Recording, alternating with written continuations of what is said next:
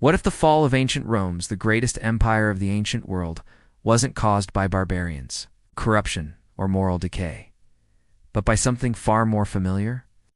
What if the real culprit was money, not the lack of it, but the way Rome created, manipulated, and weaponized it?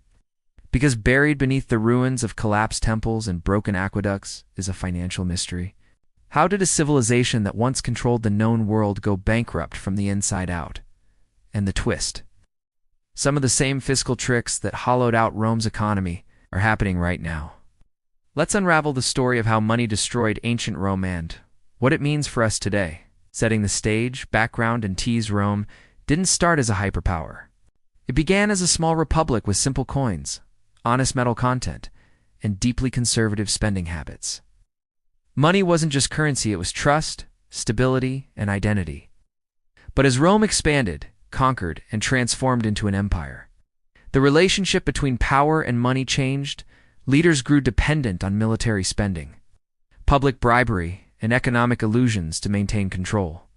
And behind every triumph arch and golden statue lurked a financial decision that pushed Rome one step closer to collapse. In this video, we'll trace the origins of Rome's financial system, its meteoric rise, the breaking point that few historians talk about, the catastrophic fallout, and the failed reforms that only accelerated the decline. Origins: a simple system that worked. In the early Republic, Rome's currency was stable. Bronze coins for everyday trade, silver denarii as the backbone of the economy. Strict control over money, supply a cultural hatred for debt and financial risk. This stability allowed Rome to pay soldiers, build roads, and win wars. As Rome expanded across the Mediterranean, plunder and war loot kept taxes low and citizens loyal. But stability had a hidden weakness. Rome's system worked beautifully as long as conquests continued. When the expansion slowed, the bills didn't. The rise, growth, through conquest by the 1st century BCE, Rome had become addicted to its own success. Armies demanded payment. Citizens expected grain subsidies. Politicians used money as a weapon to win elections. Then came Julius Caesar, whose massive military campaigns required enormous spending. To pay for them, Rome turned to one of the oldest tricks in the book: debasing the currency. Under Nero, the silver content of the denarius dropped from 100% to 90%.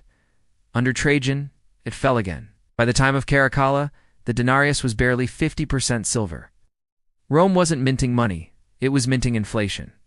The empire seemed wealthy, but only because its rulers quietly destroyed the value of the coins in people's pockets. The breaking point, the crisis of the 3rd century, then everything snapped.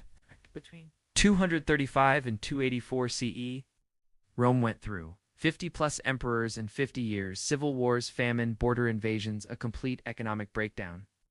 The money supply exploded by 20,000%. Prices soared. Loaf of bread cost millions of denarii. Citizens abandoned currency altogether, reverting to barter. This was Rome's financial death spiral. The world's strongest empire couldn't pay its own soldiers. The fallout: a society that couldn't function as money failed, so did everything built on top of it. Trade collapsed, cities shrank tax revenue, dried up, soldiers defected. Infrastructure decayed, farmers fled to avoid tax collectors. Rome didn't fall in a dramatic battle. It withered through a long economic suffocation. Failed: Fix, Diocletian, and Constantine. Diocletian tried to freeze prices by decree. It didn't work. He introduced new coins. They also failed. Constantine introduced the solidus, a gold coin that stabilized the empire for a while, but only by abandoning most citizens to a broken economy, while the wealthy hoarded the gold. The poor used worthless coins, the rich used real money. Trust: Rome's last remaining glue, vanished, and once trust is gone, collapse is inevitable. Modern parallels: the patterns repeating today. Now here's the uncomfortable part. Rome's mistakes sound familiar? Rising government debt, currency debasement, money supply expanding faster than the economy, political leaders buying loyalty with spending, middle class squeezed as real purchasing power declines, elite hoarding of assets, while lower classes use diluted currency.